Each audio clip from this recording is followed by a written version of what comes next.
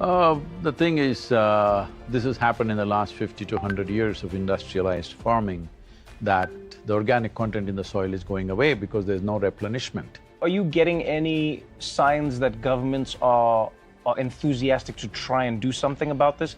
See, in the last 2 years, I've been talking to various country heads, various politicians, political parties. We have written to 730 political parties on the planet to make sure that they include soil and ecology as a part of their election manifestos, as their political philosophy. Whatever they believe in, right, left, center, whatever they are, soil is one thing which is a common factor for all of us.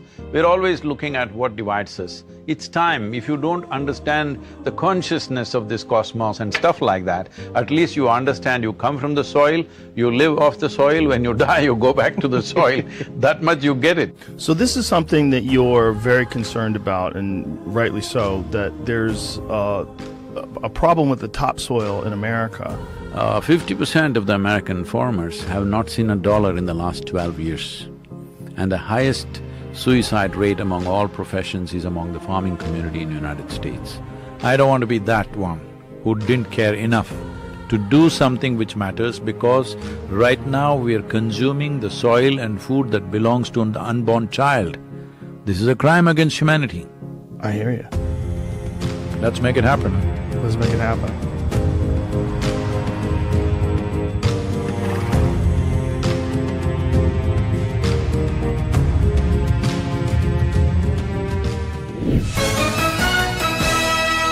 His spiritualist techniques have gained him a following of millions. And we welcome Sadhguru. Good morning to you. In the first 15 to 18 inches of the soil, you are a consequence of that. Yeah. Even now, over 60% of your body is actually microbial life, only 40% is of parental genetics. So, ignoring that, thinking you can destroy the soil and live happily upon this planet is just a pipe dream, it's not going to work. And you were interviewed by Trevor Noah, who's the darling of the left, and then you were interviewed by Joe Rogan, who's the beloved of the right recently. So is it Sadhguru who unites the left and the right, or the very important issue of… Soil unites left, right, center, everybody. Sadhguruji has said it's important for all, particularly leaders whose decisions affect millions of lives, to be conscious and inclusive. And this is where each one of us can help.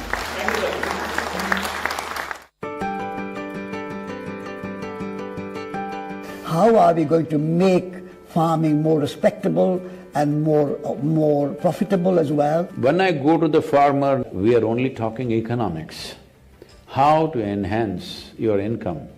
And if you want next generation to go for agriculture, this is the only solution. That he must make more money than a lawyer or a doctor or a IT professional. Wish you a very successful, joyful, exhilarating journey. I will take care of the acceleration and joy myself. Yeah. What I need is, next 100 days from 21st of March, we want the whole world to talk about soil.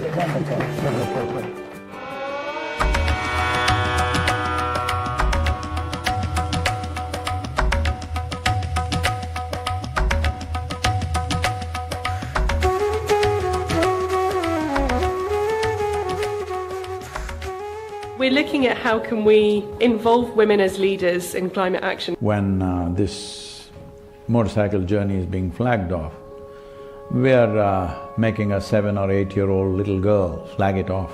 Unfortunately, adults have come to this place where if I see him, I will see what country he belongs to, what race is he, what religion is he, what caste is he, what creed is he, all this nonsense. But when they see a child, a girl child, I believe people's hearts will become a little more tender. If you want to say, I love you to your child, you must just say save soil, because it is a more committed way of saying I love you.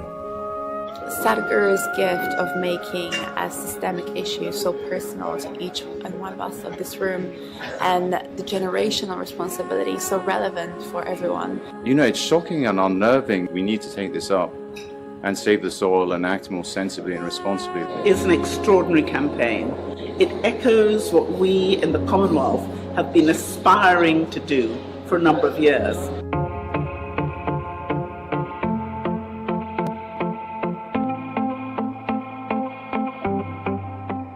Heads. Heads. You win the toss. Batting or bowling? I want to go to the pavilion.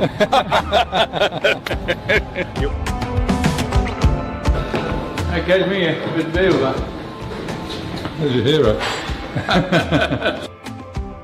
Take a picture next to Kapil.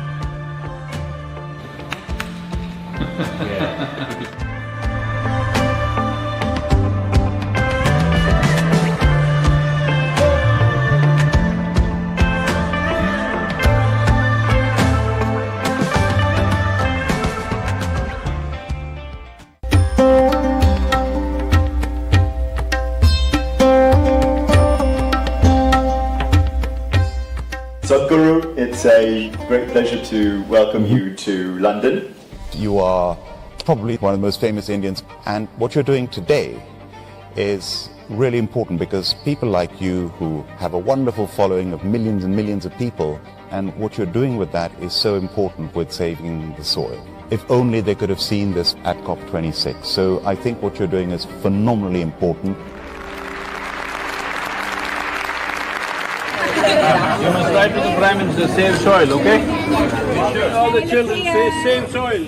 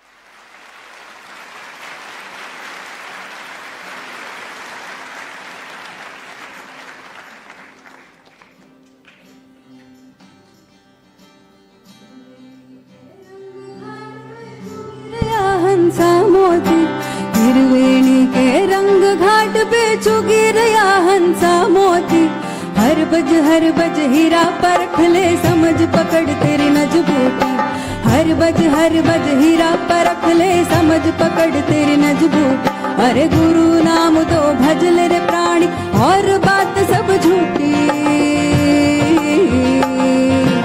हिरवेणी के रंग घाट पे चुगी रया हंसा मोती हिरवेणी के रंग घाट पे चुगी रया हंसा मोती हर बज हीरा परख ले समझ पकड़ तेरी नजबूती हर बज हीरा परख ले समझ पकड़ तेरी नजबूती अरे गुरु नाम तो भज ले रे प्राणी और बात सब झूठी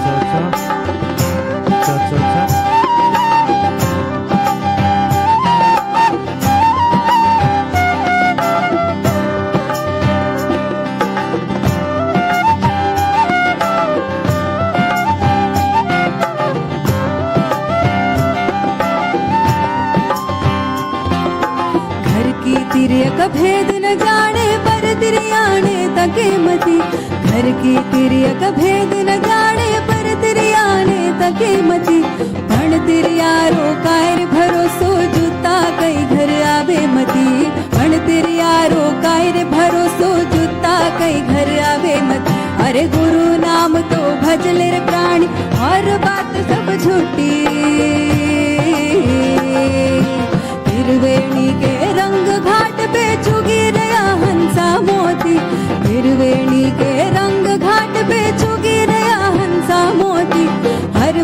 हर बज हीरा परख ले समझ पकड़ तेरी नजबूती हर बज हीरा परख ले समझ पकड़ तेरी नजबूती अरे गुरु नाम तो भज ले रे प्राणी और बात सब झूठी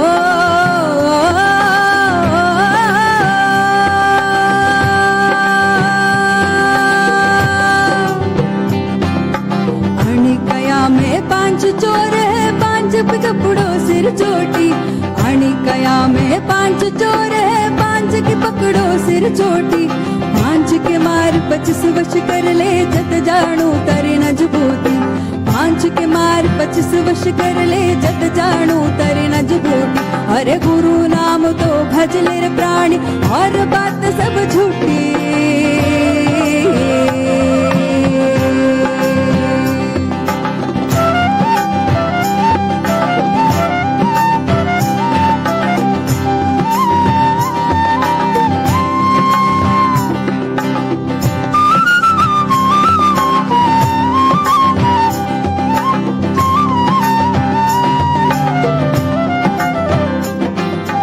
त्रिवेणी के रंग घाट पे चुगी रया हंसा मोती त्रिवेणी के रंग घाट पे चुगी रया हंसा मोती हर बज हीरा परख ले समझ पकड़ तेरी नजबूती हर बज हीरा परख ले समझ पकड़ तेरी नजबूती अरे गुरु नाम तो भज ले रे प्राणी और बात सब झूठी अरे गुरु नाम तो भज ले रे प्राणी और बात सब झूठी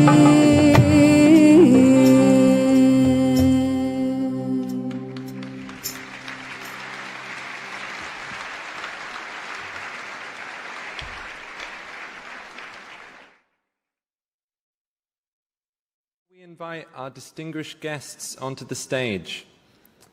To get you all ready, we thought we'd play a short video from the London flag-off event at the Excel Centre on Saturday.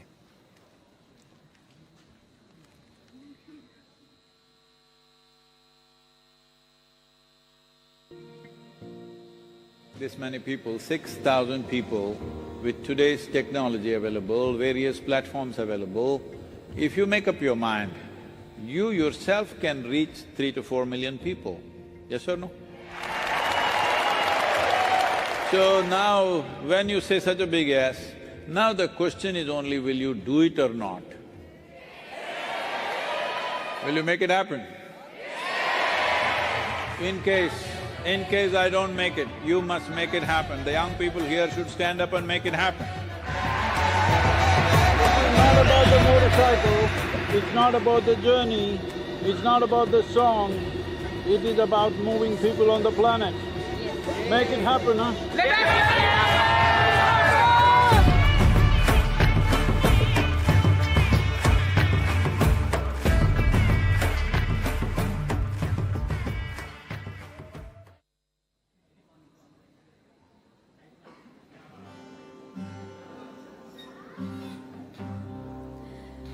रंग महल में अजब शहर में आ जा रे हंसा भाई निर्गुण राजा पे सिरगुण सेज बिछाई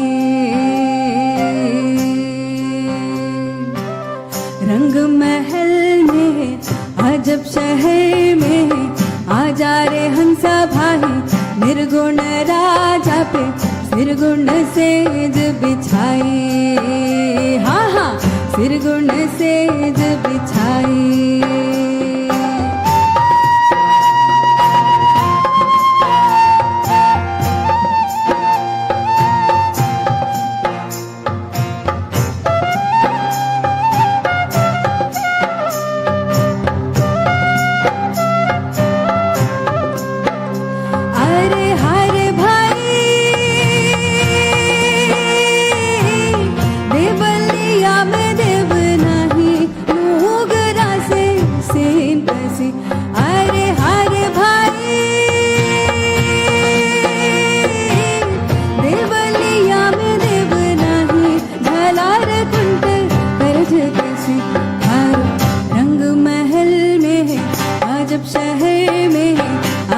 रे हंसा भाई निर्गुण राजा पे सिरगुण सेज बिछाई हाँ हाँ सिरगुण सेज बिछाई थारो रंग महल में है अजब शहर में है आजा रे हंसा भाई निर्गुण राजा पे सिरगुण सेज बिछाई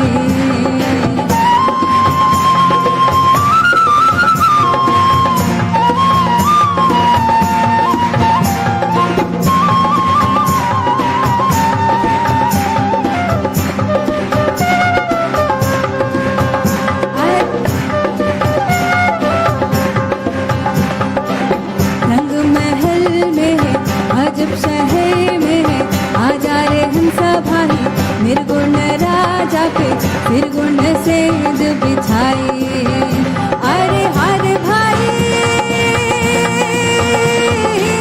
अमृत प्याला भर पायो नूगरा से रात कसी थारो रंग महल में अजब शहर में आजा रे हंसा भाई निर्गुण राजा पे निर्गुण सेज बिछाई हाँ हाँ निर्गुण सेज बिछाई रंग महल में है अजब शहर में है आजा रे हंसा भाई निर्गुण राजा पे निर्गुण सेज बिछाई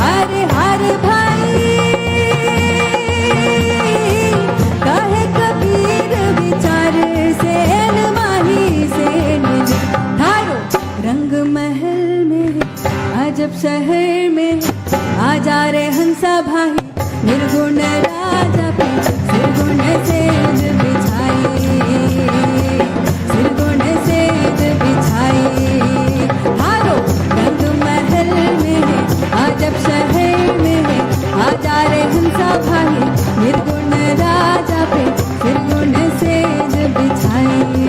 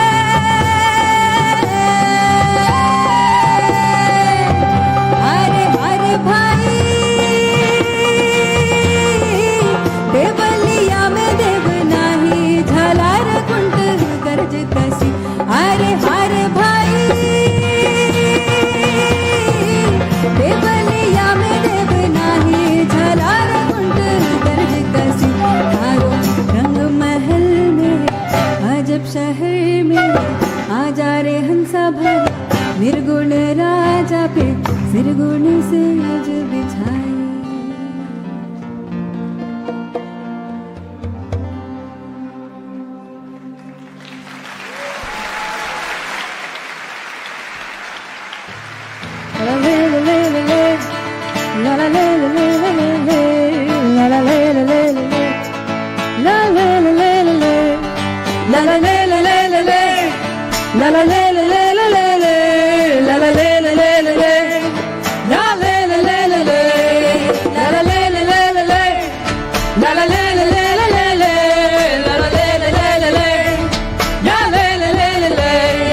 Green canopy and shade, all naturally made. Gotta leave it for kids, can't take it all away. Rich soil is what we got, rich soil's gotta stay. Let's come together and sing along, say le le le le le, la la le le le le le, la la le le le le le, la la le le le le le, la le le le le le, la la le le le le le, la la le le le le le, la la le le le le le, la le le le le le. Love is plenty and sweet today, it's gotta stay the way. For all the kids that are gonna come along, good soil is the way. Not many a chance we got, just one that comes away. Let's come together and sing along, say le le le le le, la la le le le le le, la la le le le le le le, la la le le le le le, la le le le le le, la la le le le le le, la la le le le le le, la la le le le le le, la le le le le. We want insect beans and bees, we want all of them to stay. For a healthy soil and a healthy life, say le le le le le, la la le le le le le, la la le le le le le, la la le le le le le, la le le le le le, la la le le le le le, la la le le le le le, la la le le le le le, la le le le le le. Green canopy and shade, all naturally made. La le le le le le, la le le le le le, la le le le le le, la le le le le le, la le le le le le. Green canopy and shade, all naturally made. Gotta leave it for our kids, can't take it all away. Rich soil is what we got, rich soil has gotta stay. Let's come together and sing along, say le le le le le, la la le le le le le, la la le le le le le le, la la le le le le le, la le le le le le, la la le le le le le, la la le le le le le, la la le le le le le, la le le le le le. Love is plenty and sweet today, it's gotta stay the way. For all the kids that are gonna come along, good soil is the way. Not many a chance we got, just one that comes away. Let's come together and sing along, say le le le le le, la la le le le le le, la la le le le le le, la la le le le le le, la le le le le le, la la le le le le le, la la le le le le le, la la le le le le le, la le le le le le. We want insect birds and bees, we want all of them to stay. For a healthy soil and a healthy life, say le le le le le, la la le le le le le, la la le le le le le, la la le le le le le, la le le le le le, la la le le le le le, la la le le le le le, la la le le le le le, la le le le le le, la la le le le le le, la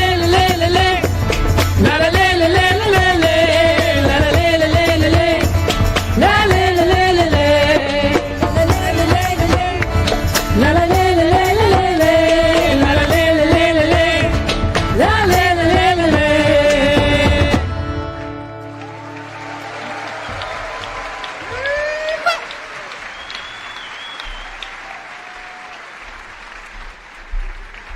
Give it up for the sounds of Isha.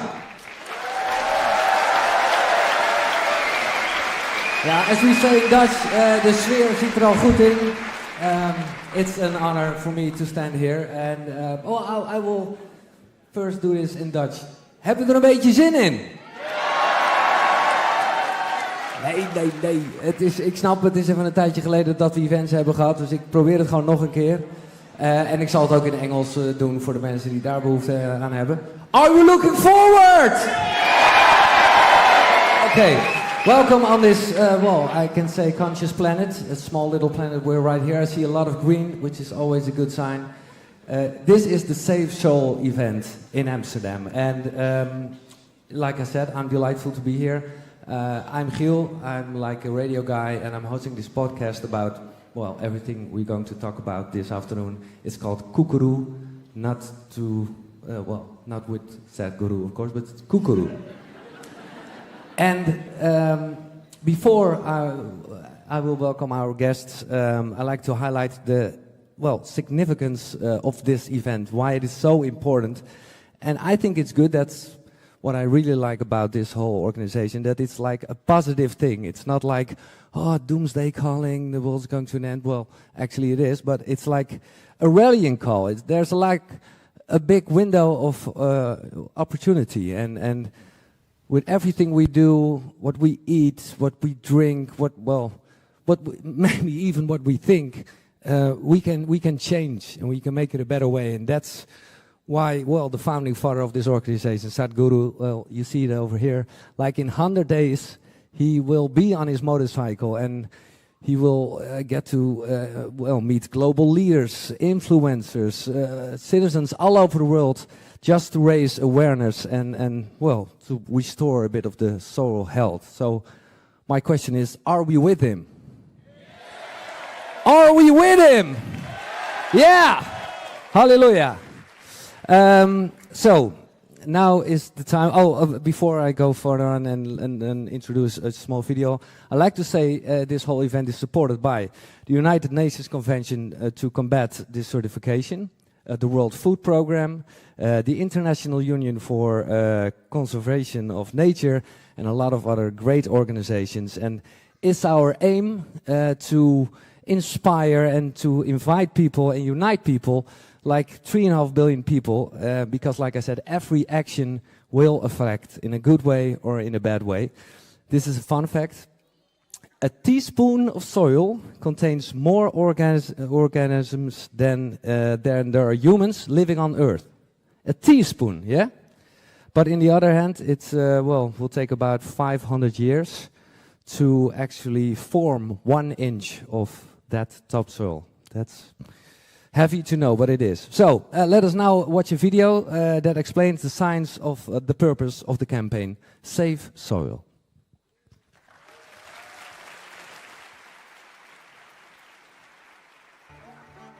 We are talking about climate change, carbon emissions, and global warming and various other aspects, but we are not addressing soil. Soil is the habitat upon which zillions of lives thrive. Once there is no richness in soil, then you have forsaken the planet in many ways. Every responsible scientist in the world and the UN agencies are clearly saying we have only 80 to 100 harvests left. That means approximately 45 to 50 years of agricultural soil left on the planet. By 2045, we will be producing 40% less food than what we are producing right now, and our populations will be 9.3 billion people. The food shortages that could manifest in the next 25 years, the consequences of that is unimaginable. Civil wars will unfold across the world once there is food shortage. What we are facing now is soil extinction. Why is soil becoming extinct? Where is it going away? What is happening to our soil? We must understand, if you add organic content to sand, sand will turn into soil. If you remove all organic content from the soil, soil will become sand. In normal agricultural soil, the minimum organic content should be between 3 to 6%. The most minimum is 3%. At least this minimum to keep the soil alive, to keep the soil as living soil is a must. Agricultural soils across the world, the depletion is so heavy. In most countries, more than 50% of the topsoil is already gone. in the last 100 years. The nutrient levels have dropped significantly. The level of micronutrients you would get from your food in early 20th century to what you are getting from the same food now has dropped 90%. If you ate one orange in 1920s, what you got from it, now in 2020, if you have to get the same, you will have to eat 8 oranges. This is what we have done to our food. Soil is the biggest ecosystem on the planet, and so few people know anything about it. 1 teaspoon of healthy soil probably contains more microbes than there are people on Earth. The microbial life in the first 12 to 15 inches of topsoil is the basis of our existence. It is this magic beneath our feet which has produced the life that we are. This first 12 to 15 inches of soil is the basis of life for 87% of life on this planet, including you and me. We have to begin to recognize that what we call our soil, Mother Earth, is a living organism. Open soils, ripped open by plowing, open to sunlight, is the basis of destruction of microbial life. So the focus should be on agriculture, the focus should be on seeing that land is under shade as much as possible, some kind of shade, grasses, herbs, bushes, trees. Conscious Planet is launching Save Soil movement to bring about a policy change to regenerate soil. As a part of this, I'm 65 and I'm riding 30,000 kilometers, a lone motorcycle journey, 30,000 kilometers across 24 nations to activate support from the citizenry to assure the governments long-term investments will be appreciated. So it's extremely important that soil regeneration is enshrined in the policy of every government on the planet. We must change the narrative on the planet that soil is a wealth, a legacy we have received from previous generations, and we have to pass it on as living soil for future generations. We are in a cusp of time. If you do the right things now, in the next 15 to 25 years, we can significantly turn this situation around and regenerate the soil. But if we allow this to progress like this for another 30 to 40 years, after 40 years if we attempt this, then it could take 150 to 200 years because that much loss of biodiversity would have happened. From 21st of March for 100 days, the whole world, every human being on the planet should talk soil. So we must hear the word soil, save soil everywhere to see that the narrative on the planet changes towards the most vital aspect of our life, the soil. Each one of you should reach as many people as you can to make this happen. Many global leaders and influencers are already participating in the movement. Be a part of this and let us make it happen. For my part, as much as I can contribute. We're going to save the soil. Do your part. And saving the soils. Our future, our children's future, and our planet's future depend on it. Save the soil. We know what we must do, so let's make it happen. Let's make it happen. Let's make it happen. Let's make it happen. Let's make it happen. Let's make it happen. Let's make it happen.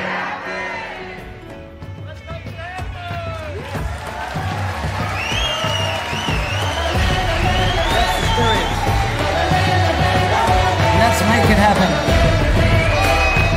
Before I'm going to introduce the two guests, we now warmly invite Her Excellency Mrs. Reenat Sandhu, the Ambassador Designate of India to the Netherlands, to the stage. Mrs. Reenat Sandhu.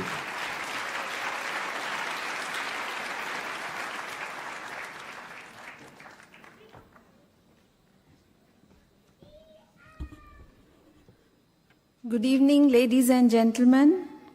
It is a pleasure for me to welcome Sadhguru to the Netherlands. As we have seen in this very inspiring video, he is here on a very special mission which is to raise awareness about soil degradation, about the fact that soil is a very valuable resource that we need to nurture and take care of. He's planning to take this message to 25 countries across 30,000 kilometers. And we are very happy that he has also brought this message to the Netherlands, because environment and sustainability are very high on the agenda in the Netherlands as well as in India.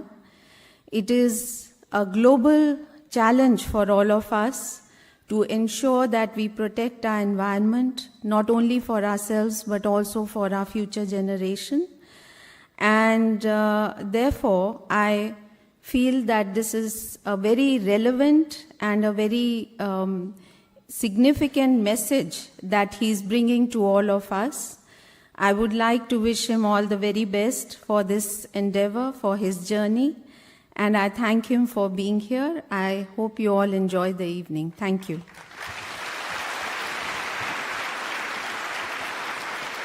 Thank you so much. Thanks for being here. Okay, well, I will do it short because the next two people I hardly have to introduce because you know them all. Well, I would like to say, because I didn't know that, she is the ambassador for the Worldwide Fund for Nature. We all know her as an actress, as a singer maybe. For me as a radio guy, I'd like to share with you that she's also a radio host. Give it up for Carice van Houten.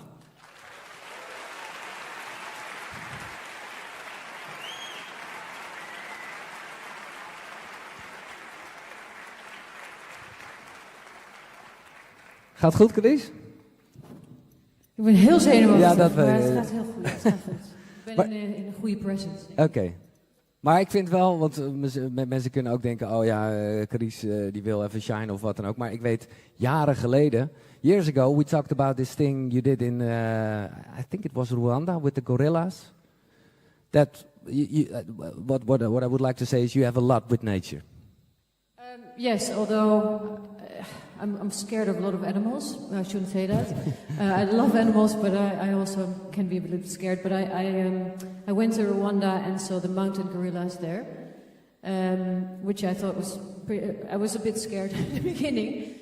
And then when I saw them, the tears just were streaming down my face, because I was like, wait a minute, they were here way before me. I'm just visiting. And it was such a profound feeling to just be a guest in their natural environment, and yeah. Well, good to know. You have a lot with nature. Carice van Houten, thanks for being here. And yeah, the other guest, it's, like I said before, an absolute honor to invite, well, the one that needs no introduction. I hope that he will love to share some of his pearls of wisdom. I know we all saw a lot of YouTube videos and other content of this great guy. Give it up for Sadhguru.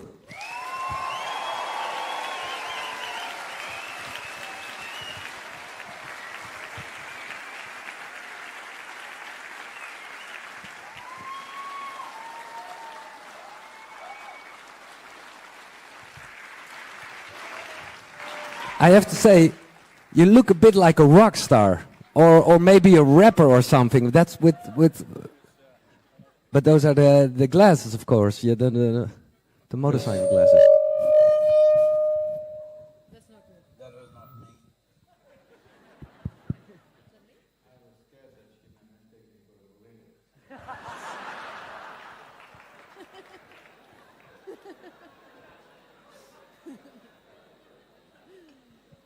You're okay. You're okay.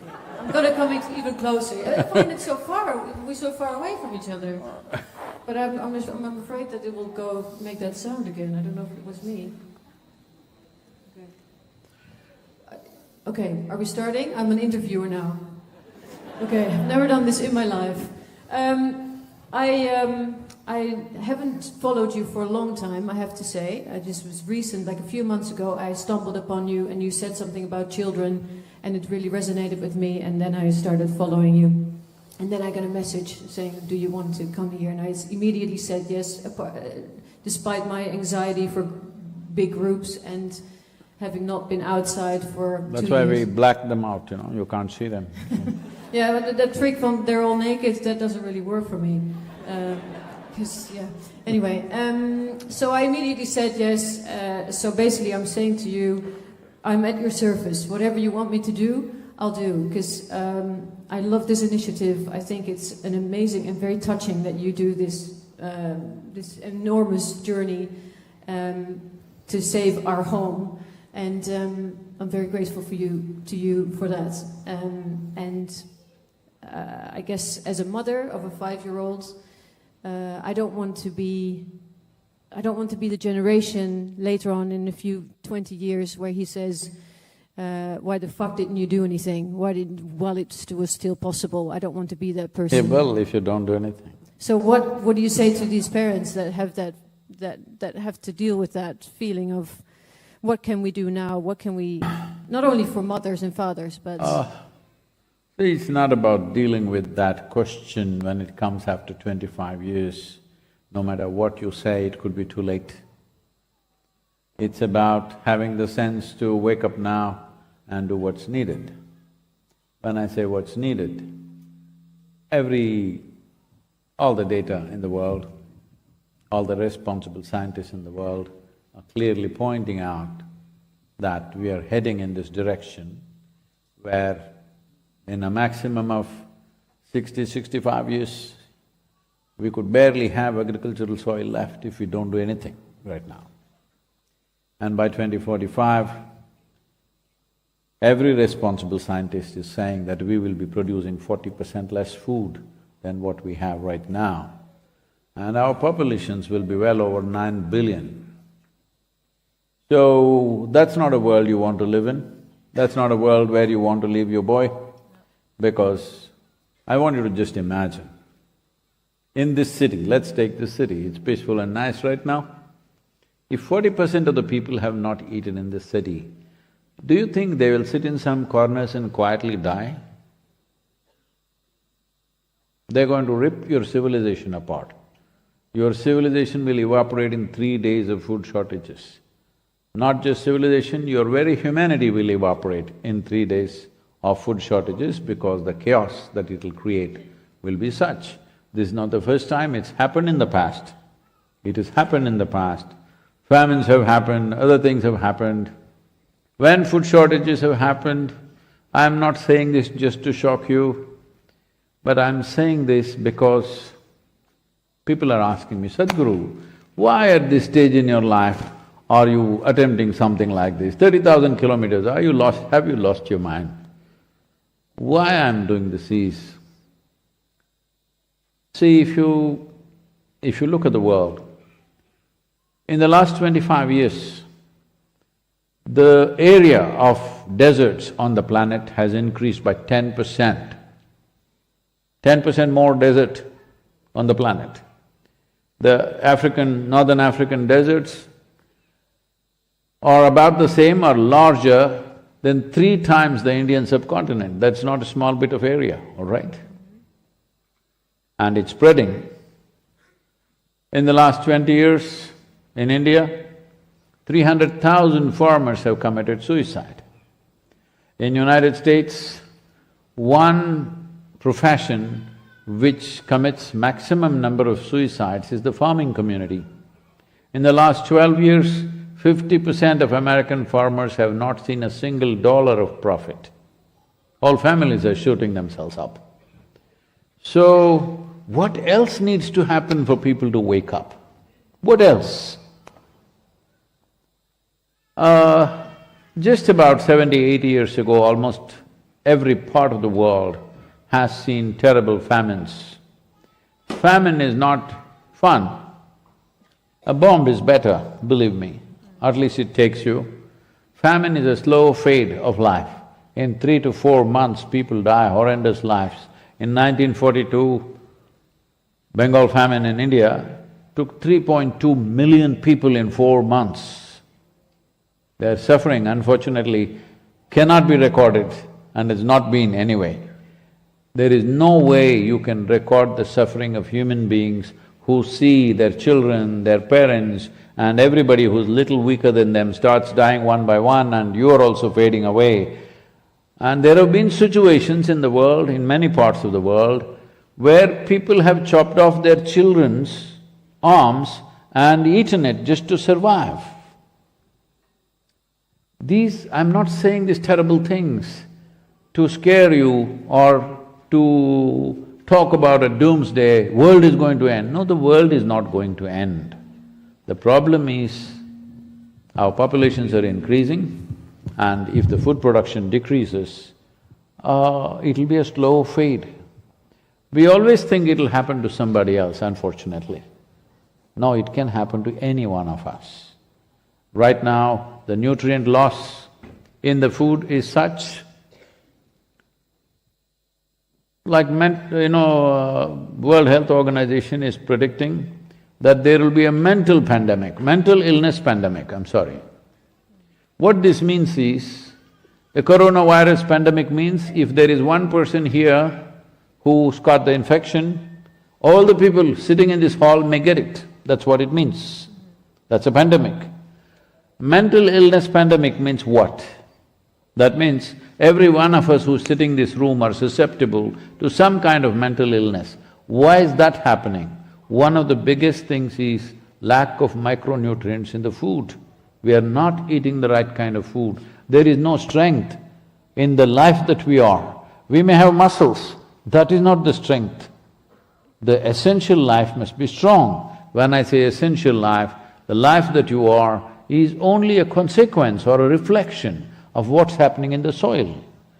Right now, the biggest crime that we are committing is, I've been talking to a whole lot of agriculture ministries in the world.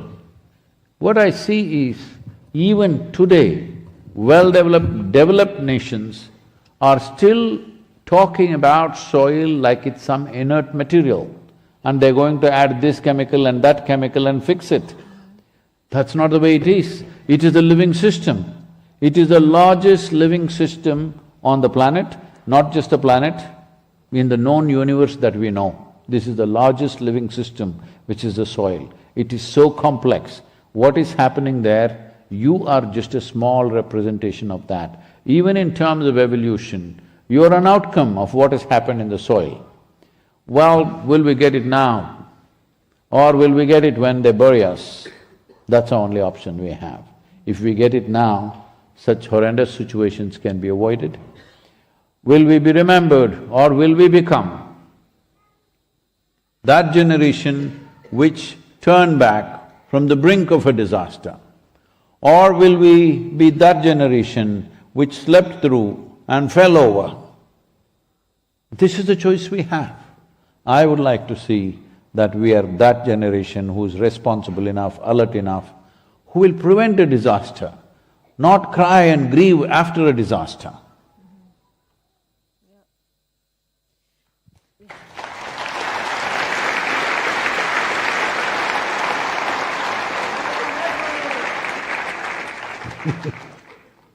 But how can we do that? What can we personally do? Like, what can I go home and what do I do? See, you go home and in the night you start fixing your garden instead of your hair.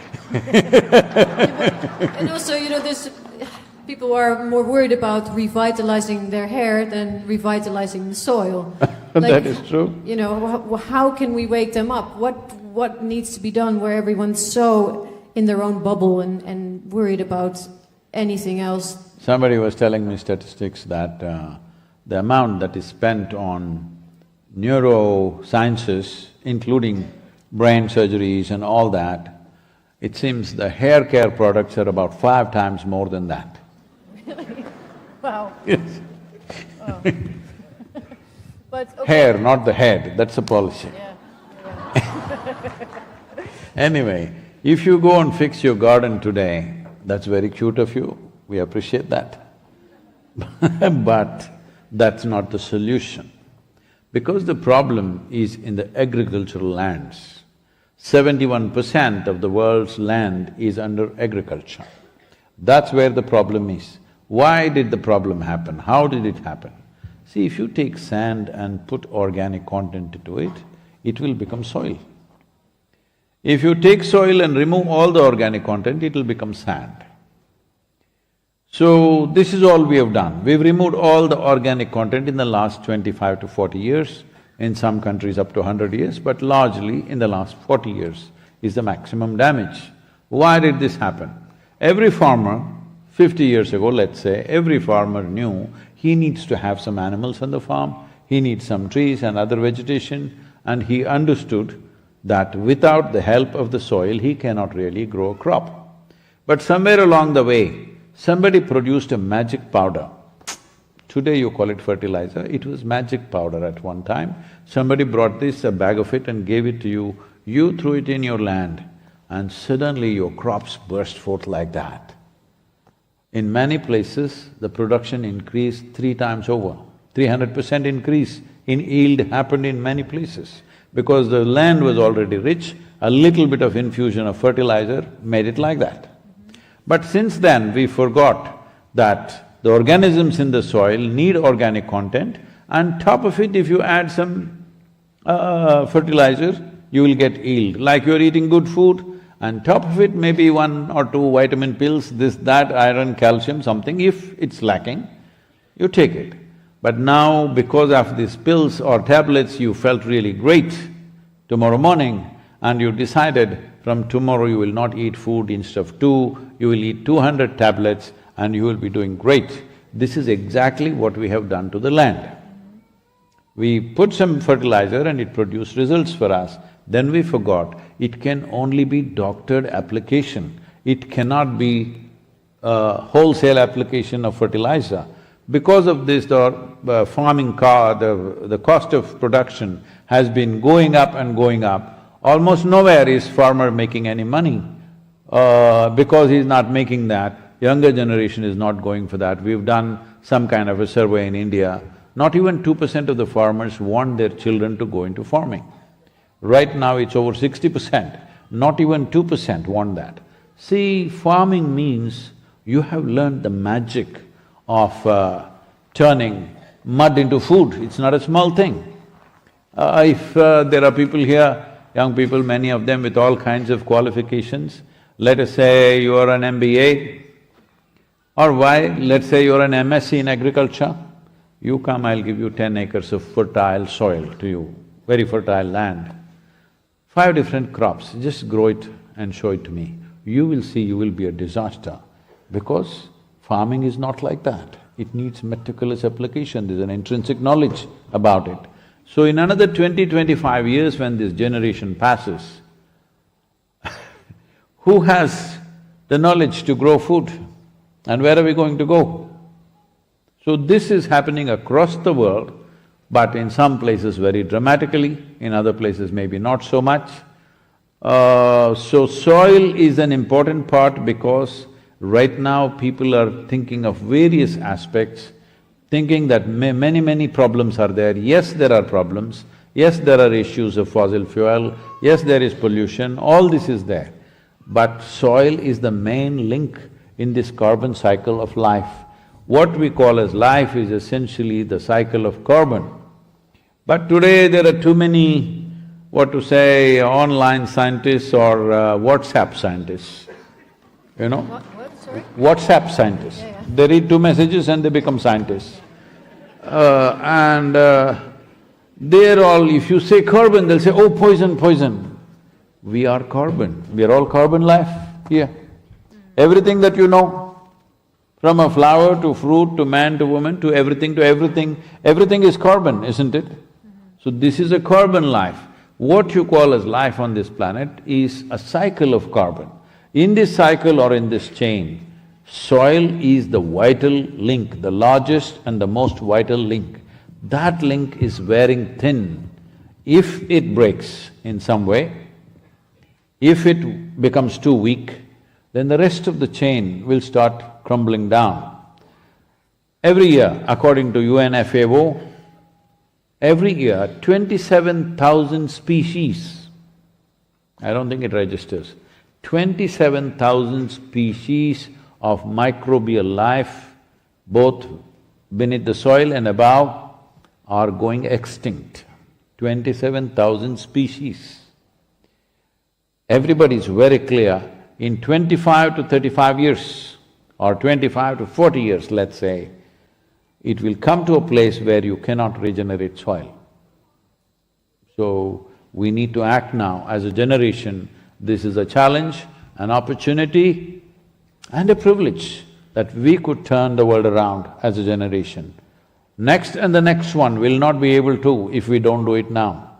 So first and foremost thing is to enshrine soil and ecological regeneration as a part of every nation's policy. Why I'm insisting on the policy is, see, today you will go and fix your garden, I'm sure. You fixed your garden, I fixed my land, somebody else did wonderful things. But this is good, it's very nice.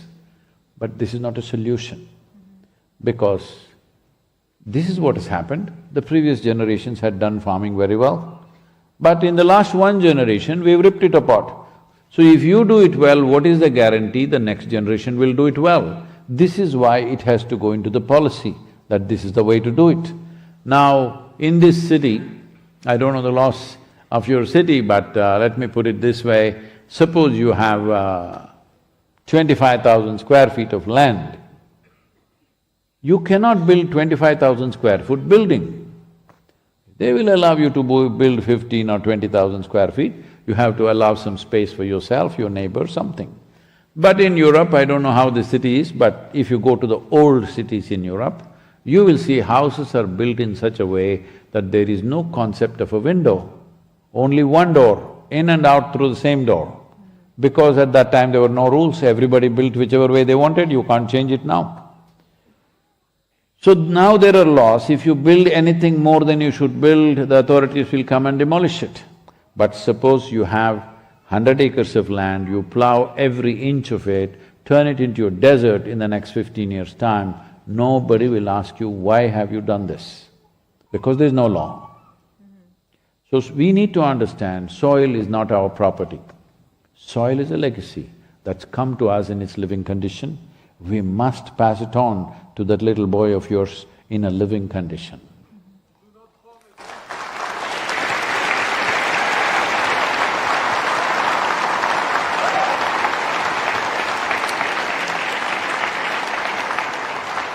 So the little girl is clapping and clapping, you better be careful.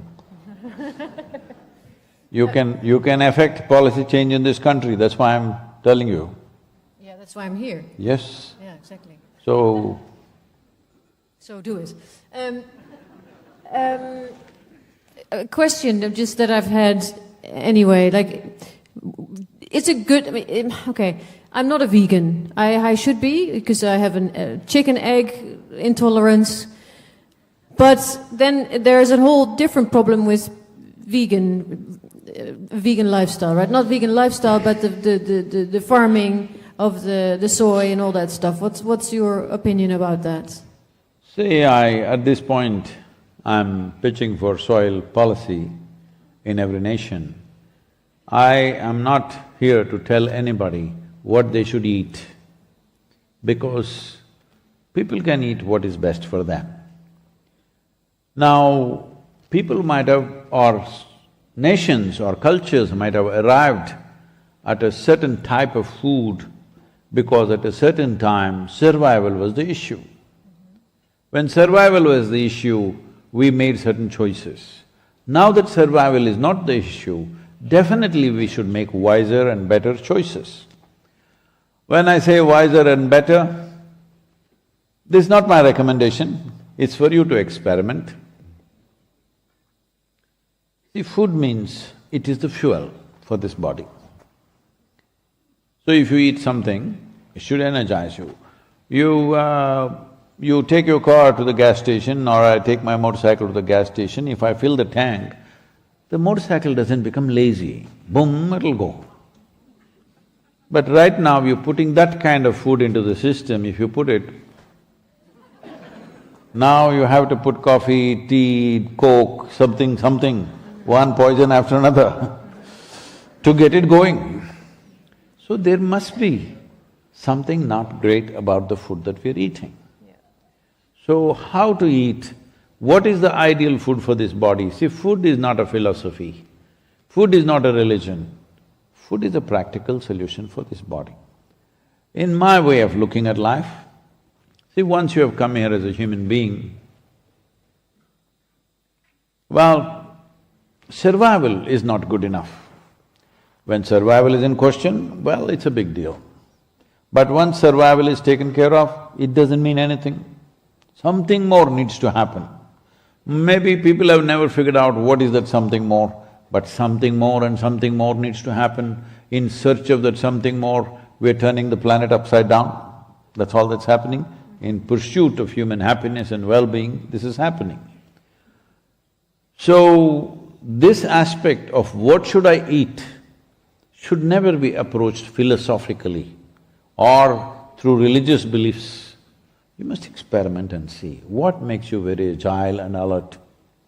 Because once you come as a human being, there are only two things to your life. One thing is the profoundness and pleasantness of experience. If you sit here, how profound is your experience and how pleasant is your experience? Are you guys, you okay?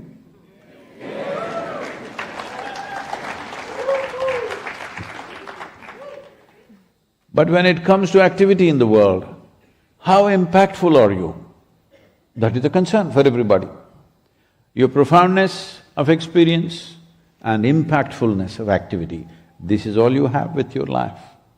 You may think, no, I want to build a family, I want to build my business, I want to build wealth, I want to build this, that, I want to do this and that. All these are efforts to create profoundness of experience. Yes? Why? Why there is so much population? Why there are so many children being born? It is the most painful thing to do in life. But still why children are born is profoundness of experience, isn't it? Even though it is horrendously painful, that is how important it is for a human being to experience something more. Why so many people are getting drunk? Why so many people, even if it kills them, they are on drugs? Profoundness of experience. Why people are fasting, going to the temple, going to this place, going to that place, however difficult it is? Profoundness of experience. A human being is always in search of little more life, in some way. Whichever way, if you know body, you're trying through your body. If you know mind, you're trying through your mind. If you know emotions, you're trying through that. If you know the world, you're trying through that. But every human being, knowingly or unknowingly, in pursuit of a more profound experience, something more needs to happen, isn't it? Now, whatever can happen ever in this life for you, it can only happen within you, isn't it? Pain and pleasure happens within you. Joy and misery happens within you. Agony and ecstasy happens within you. But we are trying to squeeze it from outside world. This whole process is like this. See, if our body becomes pleasant, we call this health. If it becomes very pleasant, we call it pleasure. If our mind becomes pleasant, we call this peace. If it becomes very pleasant, we call it joy. If our emotions become pleasant, we call this love. If it becomes very pleasant, we call it compassion. If our very life energies become pleasant, we call this bliss. If it becomes very pleasant, we call it ecstasy. If our surroundings become pleasant, we call it success. Only to make your surroundings pleasant, you need the cooperation of the world and many other forces which are functioning in it. For pleasantness of body, pleasantness of mind, pleasantness of emotion and energy, it's 100% your business. Hello? Yeah. I'm overwhelmed by wisdom, sorry.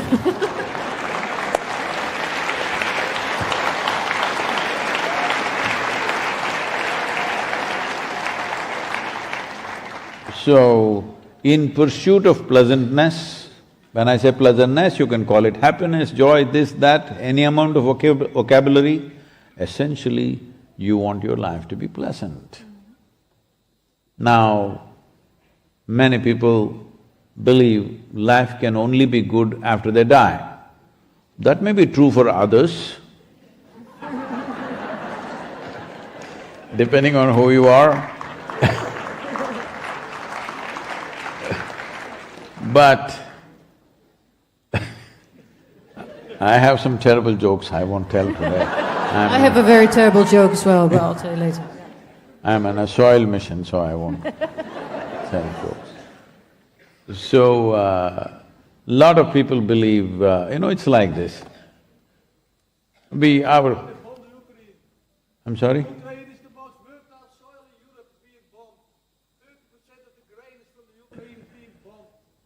Hello, sir, please. Hello? Hello, please, relax. It's okay. When people manufacture bombs and bullets, they have to, unfortunately, you must know this. This is why I said, you want to be a regretful generation or you want to be a responsible generation. We allow…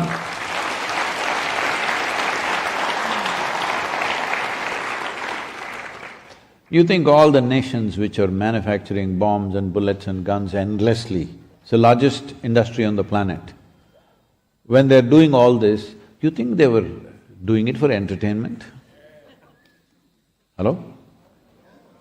For entertainment, just to store it up and show it to you, they were preparing all these missiles and bombs. They are going to use it somewhere, one or the other. They are going to use it. After World War II, which was such a horrendous experience in this part of the world, everybody felt or everybody believed with the League of Nations and United Nations, never again there's going to be another war.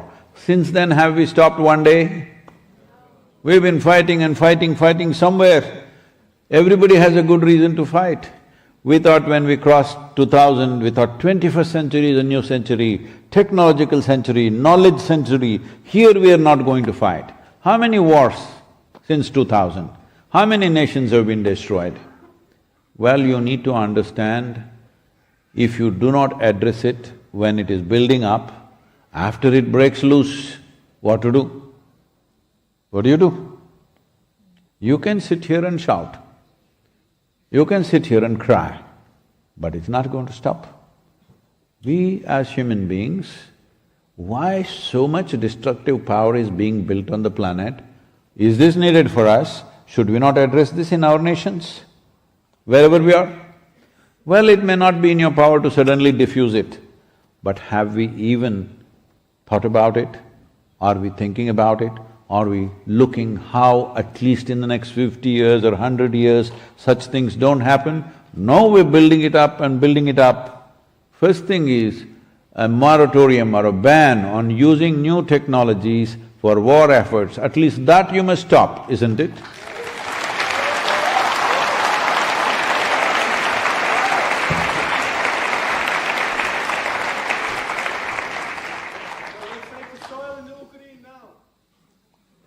Please, don't do this. So, I know death and destruction is not a pleasure for anybody. It doesn't matter for who it happens. But this is what I'm telling you. You need to understand, wars since 2000, please count how many wars. You can count, there's a lot of counting to do. But I want you to remind you, in Africa in the last 50 years there have been 30 major wars. Out of these 30 wars, 27 of them were fought to acquire fertile soils, fertile lands. And now you're talking about Ukraine being your breadbasket. This is what needs to change in the world. Food needs to grow where people are. It's very, very important.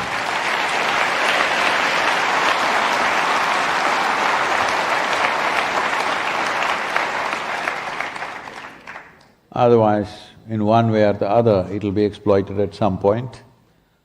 Above all, the most important thing is, right now as a generation of people, we are largely whatever kind of democracies. We are some kind of democracy across the world largely. What this means is, people are the power. It has not happened. These soil aspects have not happened. Yesterday or day before when I was in London, Lord Billy was saying, there's a candid video of him speaking, he was saying that he was at the COP26 for 1.5 weeks out of 2 weeks and addressed more than 30 gatherings there, 30 events he spoke. He said, I did not hear the word soil in COP26. This is his statement. Why are we avoiding it? When 40% of the global warming is because of soil, why is it we are not talking about it? All of you young people must research and see why. There must be some good reason, isn't it? Why are we avoiding it?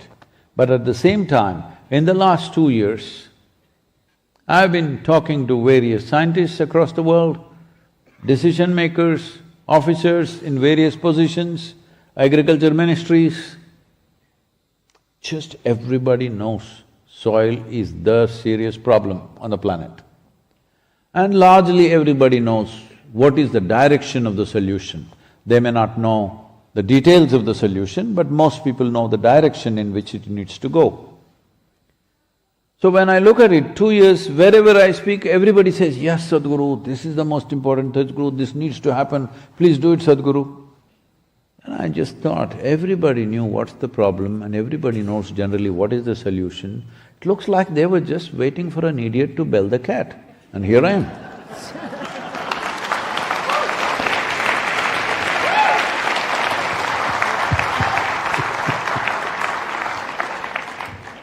You've been saying this for many years. 25 years I've been speaking non-stop about this.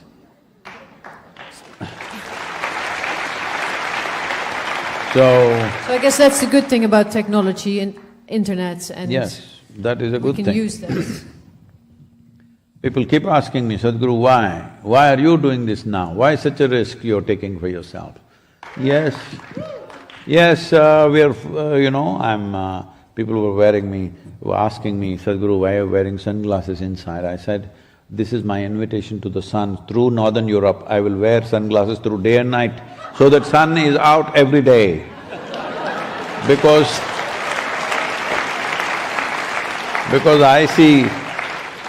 I see roads and two wheels are not friends. Yes they're not, they don't go well. So, this is that important. Enormous destruction has happened, deserts are spreading, everything is happening. People are always trying to divert it to something else. I am not saying people of Ukraine are not important. Every people are important, whatever kind they are, wherever they are. Every life is important, every grasshopper is important, every earthworm is important.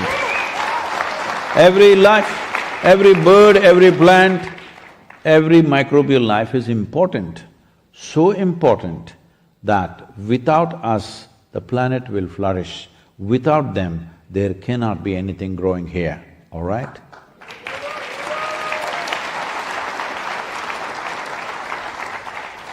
I must tell you this, 80% of the biomass insects have disappeared in the last 70 years, 80%, okay? 67% of vertebrate life on this planet is gone. Over 92% of freshwater life is gone. What is our plan? What is our plan? We need to understand this. We may be top of the pile in terms of evolutionary development, but if all of us disappear, planet will flourish. If all of them disappear, planet will wither away in many ways. So, I was flying a helicopter in Tennessee, a small little craft, which is not the proper ones.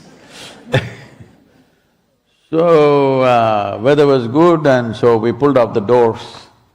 Those the small helicopters, you can take off the doors. We took off the doors and we went up. Then, most of you know this, every 1,000 feet that you go, a drop of, 1 degree centigrade will happen. We just at like 5,500 feet. But we got a cold, a cold wave kind of thing, and suddenly it was freezing cold up there. So even holding the controls was tough, so we thought we'll come down. As we're coming down, we were just talking, suppose the sun doesn't come up tomorrow, what'll happen?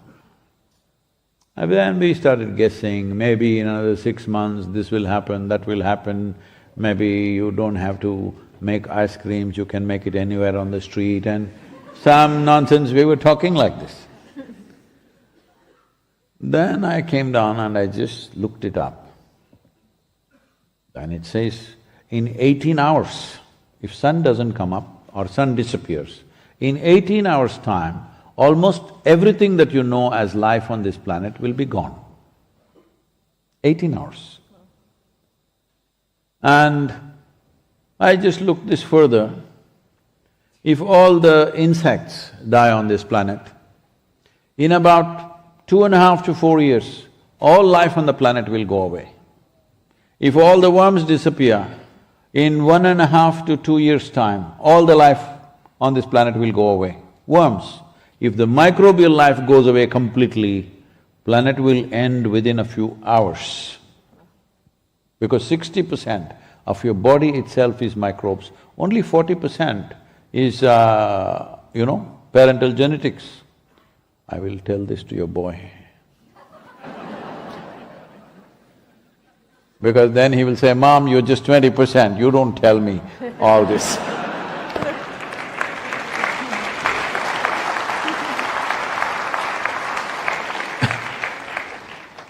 So, this very body is full of microbial life. Today we understand without gut microbiome, you cannot even digest the food that you eat. So, do not argue about, do I become vegan, do I eat this, do I eat that? It is just that, we just have to pay attention to the body. The problem is right now there's no attention, there is too much information. Everybody knows what is the Galaxy Z63 doing right now, because it came in the WhatsApp, all right? But they don't know what's happening here. So, it's not just about the body, it goes further, but at least on the level of your body, if you pay attention, if you put something into your body, if you pay attention, you will know what it does to you. See, food appears in front of me. If I just place my hands over it, I'll decide whether to eat it or not, because I know whether this should go into me or not go into me. So one aspect of his health and well-being. But the most important aspect of this for a yogi is perception. Because only what you perceive, you know. If you do not perceive, all you can do is imagine, information, imagination. This will not take you anywhere. You need to perceive life more profoundly than what you're perceiving right now. Only then your life will become more profound. If you have a lot of information, your life will not become more profound. It's happening right now. Tell me, on this planet right now, educated people are more eco-friendly in the way they live, or uneducated and illiterate people are more eco-friendly?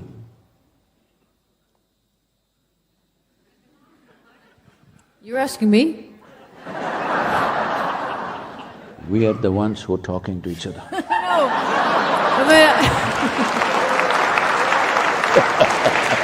Fair enough. It's okay. Fair enough. No. I said it's okay, I'm just… Okay. Is this a sign? Yeah, Saved by the Bell. I'm sure there's other people in this room that have very intelligent questions. Should we invite them? Yeah? You're the boss, I Okay, say. I'm the boss.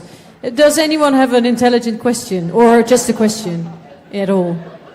Yeah, this man in front. Please take the microphone.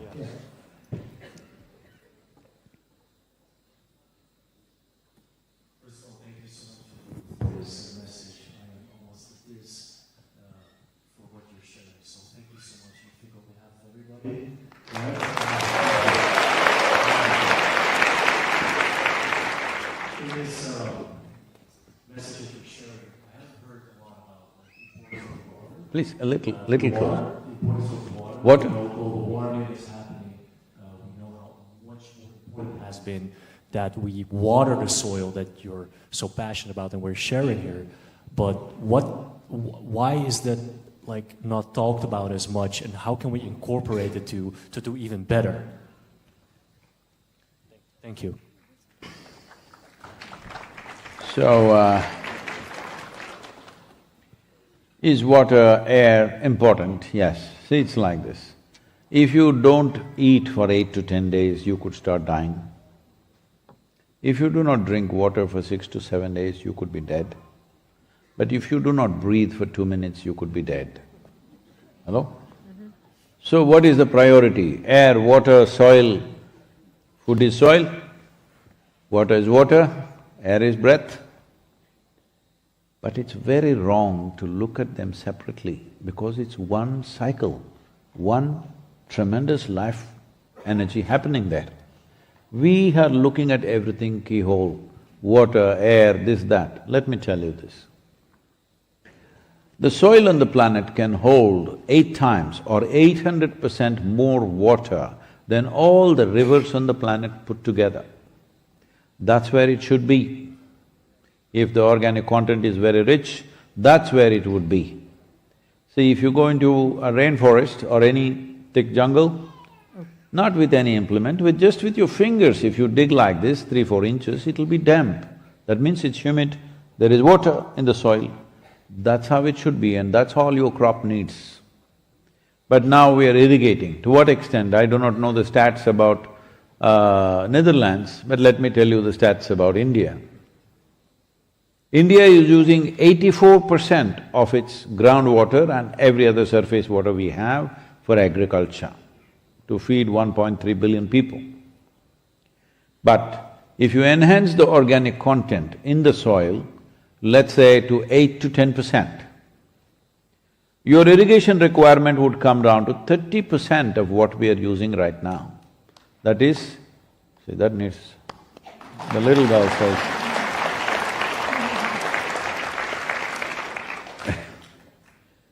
if you're using 100 liters of water, it can come down to 30 liters.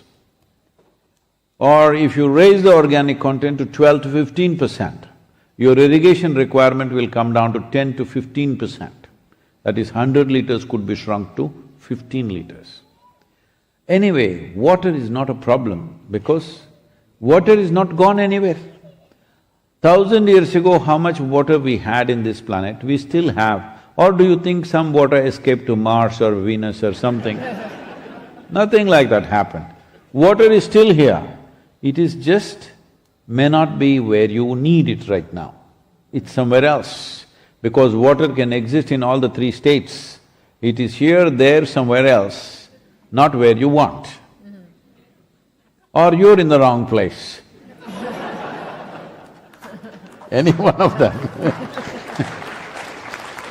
So, this has been going on, in India there is a whole movement of people wanting to divert the Indian rivers and connect them and grow paddy and rice everywhere they want. Sugarcane, paddy, they want to grow wherever they want. I have been warning them for last 30 years. This government is little listening and controlled that aspiration, otherwise many governments won elections based on that promise, we will bring Ganga water to Kaveri. That means that which is flowing in the northern India, we'll bring that water all the way to southern India. You can grow as much rice as you want and reproduce as much as you want. Well, I will tell you, in a tropical country where average temperature in India is around 33 degrees, at that temperature, if water travels 100 kilometers, the evaporation rate is over 70%. And tropical lands are thirsty. The leakages in the canals will take away the rest. And if you link these rivers are so fantastic, they may be just 50 kilometers away, but their whole ecosystem is different. The animal life in that is very different. There are dolphins in our rivers, freshwater dolphins, okay? Nowhere else in the world probably it's there, but that's only in one river. If you connect that river and this river, don't think dolphins will be everywhere. There'll be no dolphin left. That's what will happen. So, and above all, there is… because India is a peninsular like this, these rivers should flow into the ocean, at least substantial quantity. Because if I say 50%, nobody will listen. Just I'm requesting at least 25% must flow to the ocean. I've been talking to various chief ministers, most of our rivers are east-flowing. West-flowing rivers, because the mountains are close to the western border or western coast, they quickly get into the ocean, you can't do anything about it, most of them, they just get into the ocean quickly. The east-flowing rivers flow across the country. Now every state wants to use the water, they're openly saying, leaders openly saying, I will make sure not a drop is wasted in the ocean. Well, water going into the ocean is not a waste because in this peninsula there is a buffer of mixed water, of fresh water and marine water. That buffer is very vital. Wherever we have lost that buffer, it has already happened, marine ingress happens, that is, salt water will enter the land. Looking at the terrain and the rock structure of India, up to 100 kilometers inside it can enter. Our coastline is 7,400 kilometers. 100 kilometers inside means 7,000 into 100, 7,400 into 100, literally 1/3 of the nation will be lost to marine ingress. But we want to use every drop of water because stupid human beings believe the whole world is about them.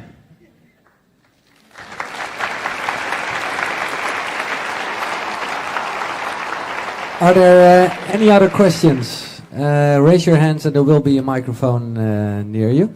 We have a right to live. Yeah. So does every life on the planet has a right to live. I'm sorry.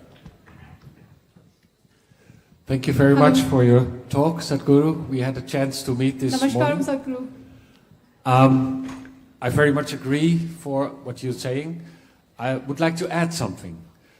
In the Netherlands we have 100 billion animals and we feed these animals with grains which grow on fertile land.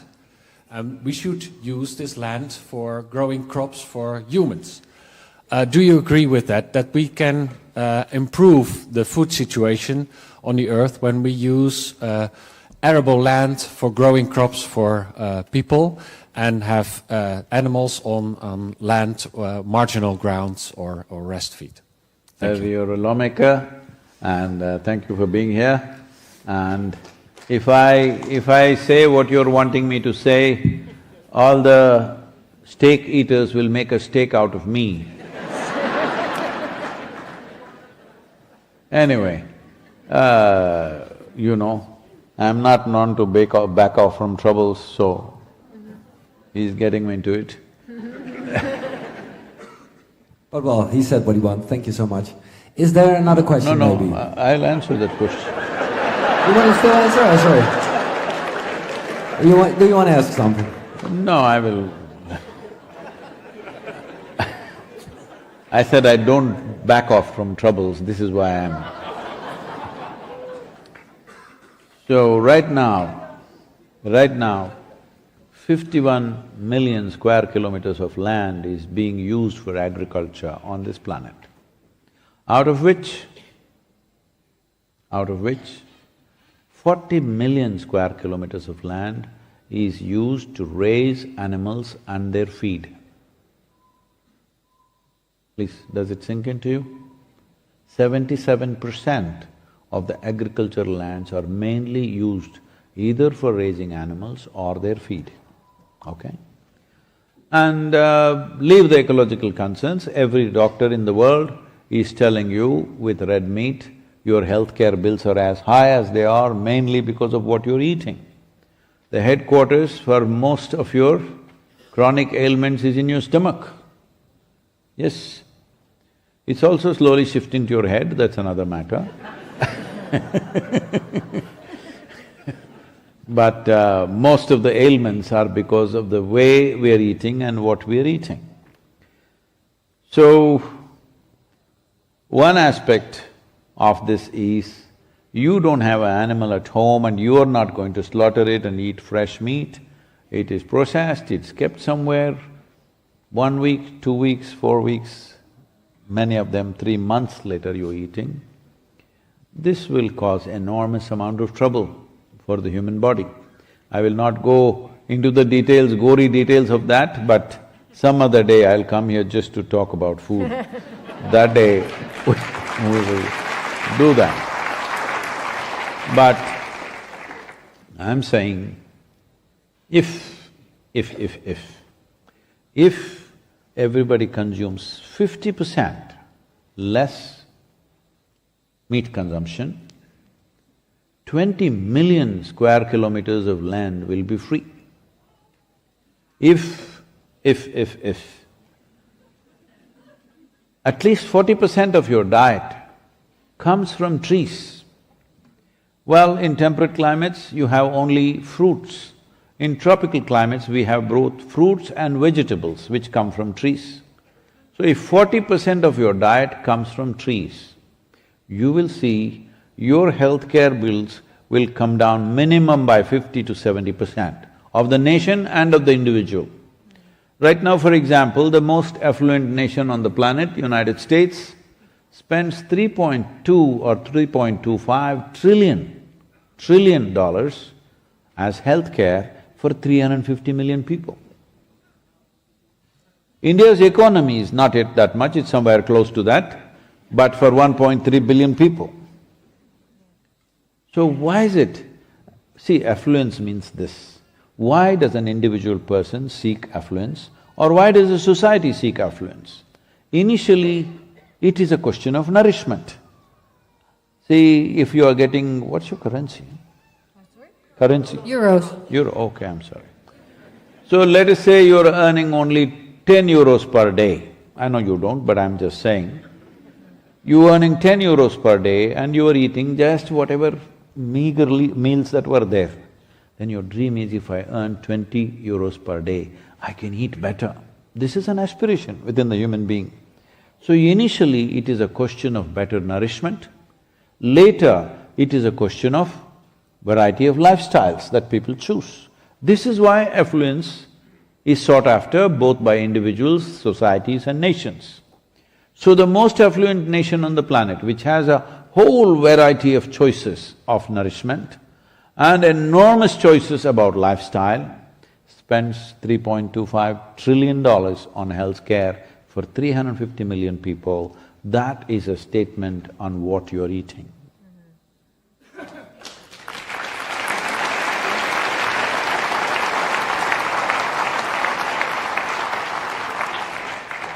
So, can we now go on to the next question? Okay, thank you. Okay, the woman in the green over there, she's ready. Yeah! Woo! Hi everyone! Sorry, I have so much energy. Always. The question is going to be very simple. Don't threaten us like that, just tell the question. So, I don't have many followers, I don't have much of money. I'm going home and I'm thinking, what is the thing I can do for this? What is the thing I can do to help to save the soil? Let's say I have no garden, I have no many friends, there is only 20 people watching me on Instagram, so not really point. What can I actually do?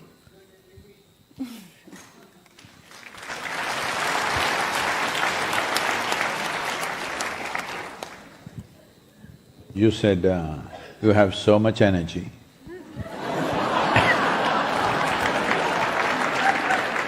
We could definitely use that. Well, do whatever. In your neighborhood, do a jig. Initially, people will think, what's wrong with her? After some time, kids will come and dance with you. Tell them, just go and tell your parents, they must talk about this. Go to a school and do the jig, they will love you. The adults have become like this. If they look at this person, what race is he, what religion is he, what nationality is he, what nonsense is he, you know. We are looking at every damn way to see how we can separate one human being from the other. You can call it a nation, you can call it a race, you can call it religion, you can call it caste, creed, class, philosophy, ideology, but one way or the other, we are trying to find somehow ways of splitting up people. Once you do this, conflict is just a step away. Hello? Conflict is just a step away. When will it happen? It will happen sometime. And organized conflict, it's not like two people fought. It's going to be my group versus your group, my nation versus your nation, my religion versus your religion, my race versus your race. Oh, this is a massive fight, all right? It's been happening. So right now, soil is one unifying force. You may not understand the cosmic consciousness, how it unites the whole universe. Leave that, it's far away. At least you understand, this very body that you carry is soil. We eat off the soil. When we die, we go back to the soil. The only point is, will we get it now or when we bury it? This is all the point. So once you have gotten the point, and if you have energy, as you said, Like this, too much. Sorry. there's nothing as too much, huh? When it comes to energy, there's nothing like too much. If you have lot of energy, you may have lot, but it's not too much, it's never too much. Because as you know, life is just this, a combination of time and energy. You have certain amount of time, certain amount of energy, yes? What else do you have? As you sit here, time is slipping away for all of us at the same speed. I can't say, I am a yogi, let me slow down my time. It doesn't work like that. I have been petitioning for a long time to give me a few extra hours per day. No response.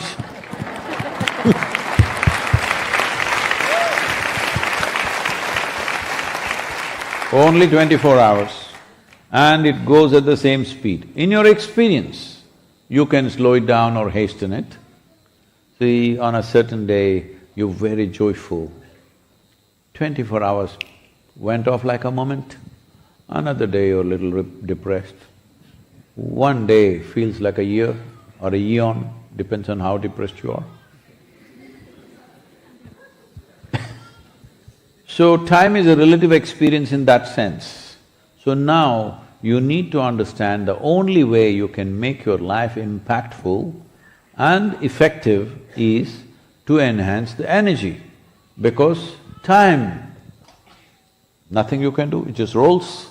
For everybody, as you see, from the time you came here, from the time I came here and sat here, all of us are about an hour and a half closer to our graves. Yes, it's a fact, you better know this. If you know this, you will organize your life in a sensible manner. If you do not know this, you will do silly things which don't mean a damn thing to you or to anybody around you, simply all kinds of things.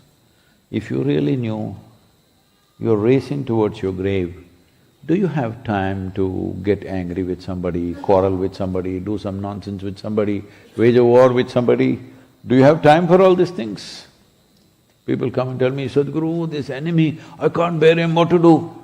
I said, hey, just wait, he will die.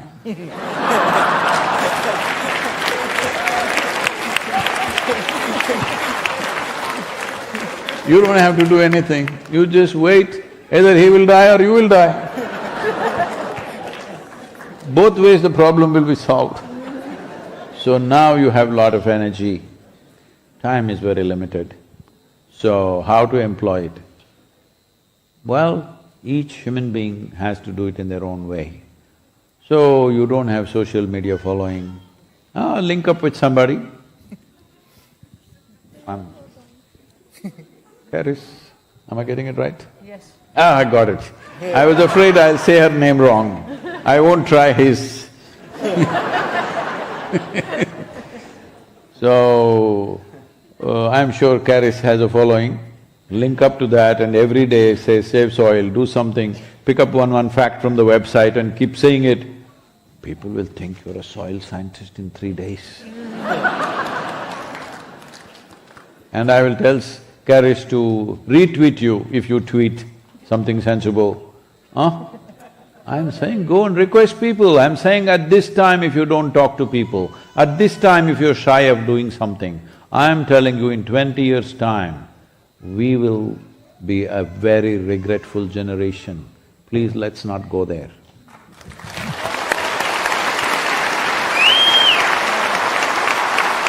It would make you also a very sad guru, right? No. That's my joke, that was my joke. I wanted to put That's not a joke. I wanted to tie that on. That's not a joke. That was the Are bad you a joke. sad guru? Sadhguru means an uneducated guru. That doesn't mean sad. Just tell me. Generally, most educated people, you usually are in the universities. If you go into the universities, I see such long faces, you know. I was speaking at the Princeton University. If I tell them a joke, they agree with me. Whatever I do. Then I say, why are all these people, except about 4 or 5 people, young people, boys and girls who are like in their early 20s, all others are like this. I said, why are all these people over 30 years of age carrying such long faces? What's the matter? Then one lady stands up and seriously says, they're all married.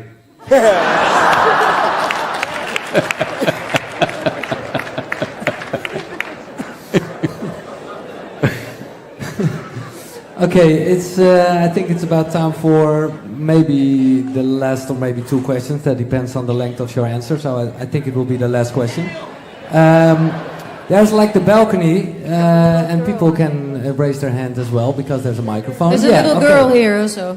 There is one, I don't know if it's a girl. Those are in the upper regions, please. Those are in the upper regions of…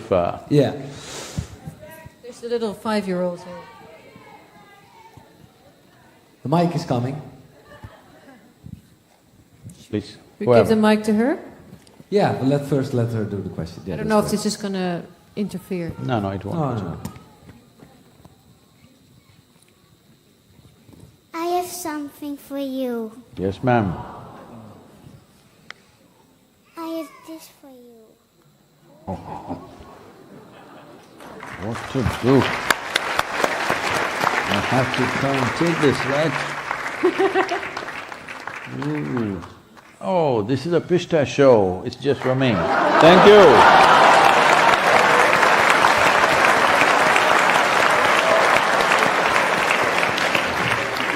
Thank you very much. Thank you. How did you know I need some nourishment right now?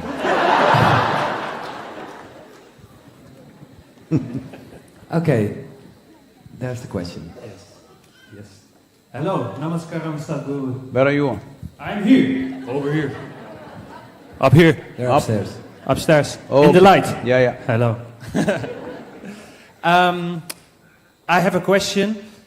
You've been speaking a lot about the big things that need to change in the world, considering this problem, soil. So the big impact is going to happen with the big players. But my question is about where is the balance between individual responsibility and the responsibility of the big companies, governments. So my question is basically, is it just as valid to invest my energy in making directly soil better by, for example, buying land and learning how to farm properly?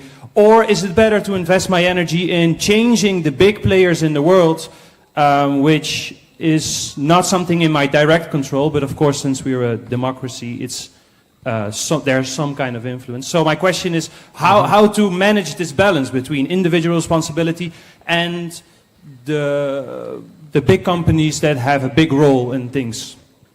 Yes.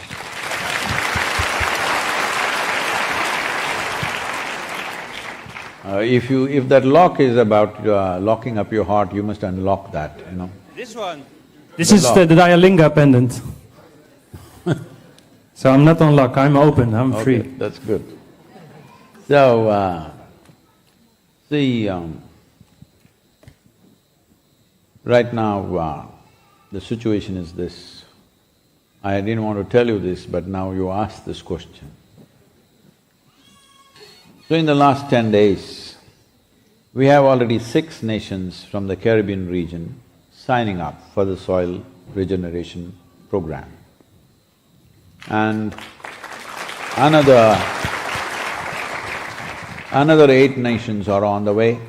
In the next probably couple of weeks that'll happen. And just in the last 24 hours, we have the Commonwealth nations coming on board. Commonwealth, the Office of the Commonwealth has come forward and said they will enroll into this process of soil regeneration. There are 54 nations in this Commonwealth, and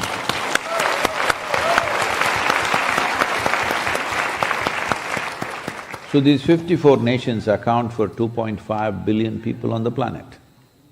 That's the population of these nations.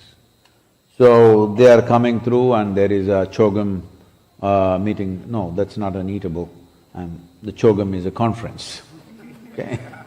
That's not a food, I'm saying. Sounds like that. So there is a conference in Rwanda. When I'm completing my 100 days there in that conference in Rwanda. And before that, on the 10th of May, I will be in Ivory Coast where COP15 meeting is happening. That is under the aegis of UNCCD, that is the UN Agency for Combating Desertification. 170 nations are participating.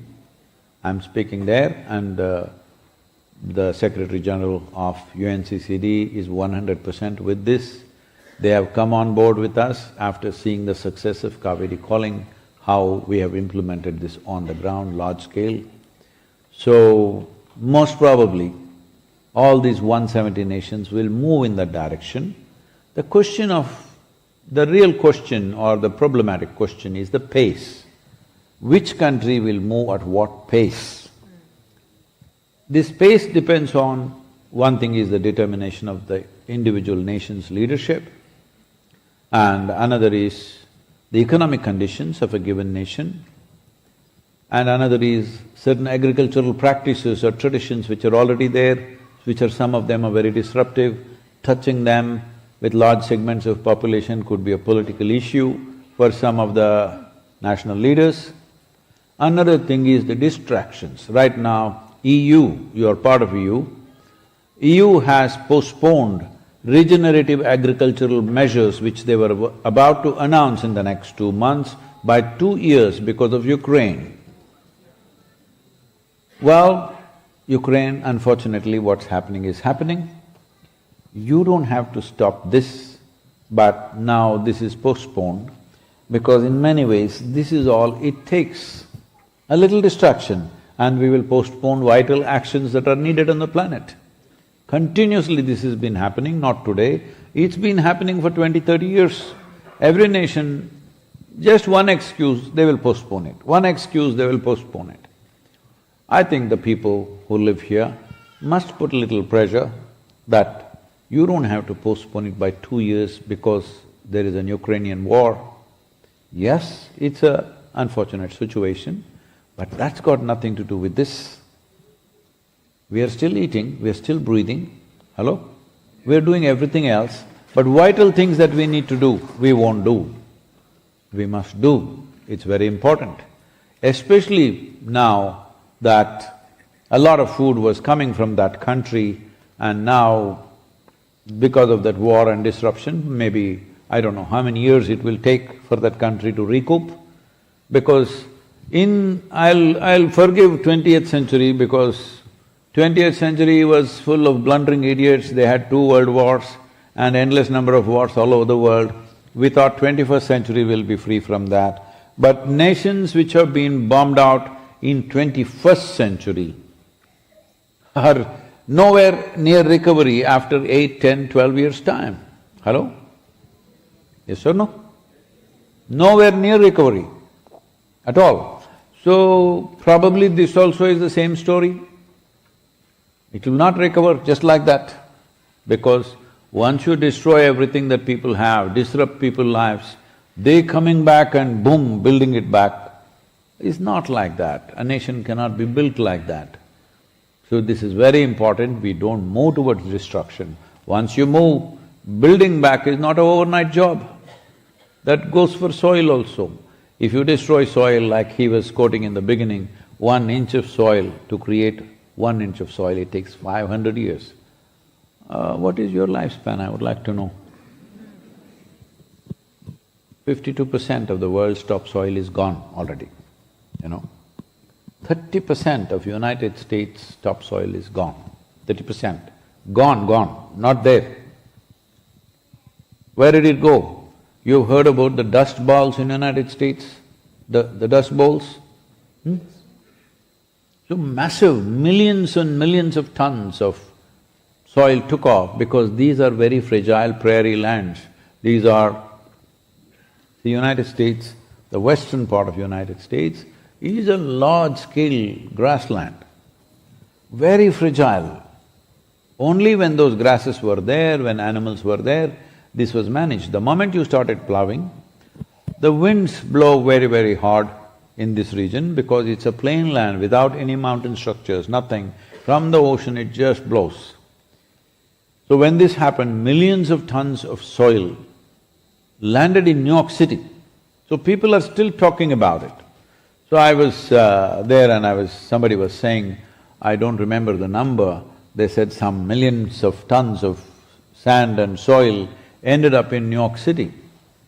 I said, see, you are only calculating the amount of soil that gathered and your problems of clearing that soil from New York City. The soil stopped here because of tall buildings and lot of construction. But what about maybe 100 or 1,000 times more soil which went and landed in Atlantic? It definitely would have, right? A city stopped a little bit of it, which is humongous amount. But what was not stopped, what went into the ocean is a countless amount of soil. So that is… in that we lost 30% of the soil of a nation of that size. So, this is… there are excuses and excuses. So about your question, she is individual, should I buy land, fix it? Don't go that way. I have done plenty of that, still doing. Kaveri Calling is operative in 83,000 square kilometers, 5.2 million farmers live and work here. This kind of work kills you, okay? Really. You have to raise funds and raise funds and raise funds, planting trees, organizing people, endlessly. It goes on and on. Last 25 years, in various forms it's been happening. We've just planted, what is this last year? About 67 million trees, living trees. But no. See, we have removed billions and billions of trees. Now 67 million trees don't need a clap. It needs a slap. But this is all we can do, unfortunately. So I'm telling you, this is why it entering the government policy is most vital, because only if it's in the policy, the government machinery leans in that direction. The budgets of the nations will lean in that direction. Only then real things will happen. If you do individually, you may do it for your satisfaction, but it'll never be a solution. If industries and business do it, they will do it little large scale, they could set very large scale good examples like we are setting up good examples, but it still will be only an example. Not that it does not do any good, it does lot of good, but it's not a global solution. Right now we are at a point where there is no time for these kind of projects and stuff. We need a clear policy change. The only policy we are asking is how you do it. We are not telling any government, we are just suggesting these are all the 100 different ways in which you can regenerate your soil. But the only thing we are asking is to pass on soil in its living condition for next generation. That means minimum 3 to 6% organic content must be there in the soil before you and me die. Hello? All over the world.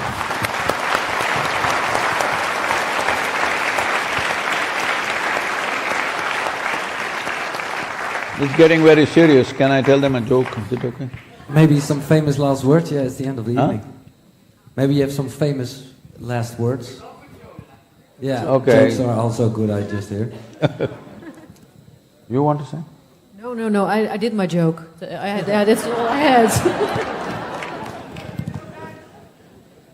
This happened in 2060, no? A few scientists sought appointment with God. They got it and they went there and they said, "Hey old man, you've done pretty well with creation. But today everything that you can do, we can also do. It's time you retire." God said, "Oh, is that so? What is it that you can do?" They dug up a little soil, made it into a vague shape of a human child and did all kinds of things, and in a few minutes, the child made those noises. Okay? That girl is providing me background. The child came alive. God said, "That's very impressive, but first get your own soil."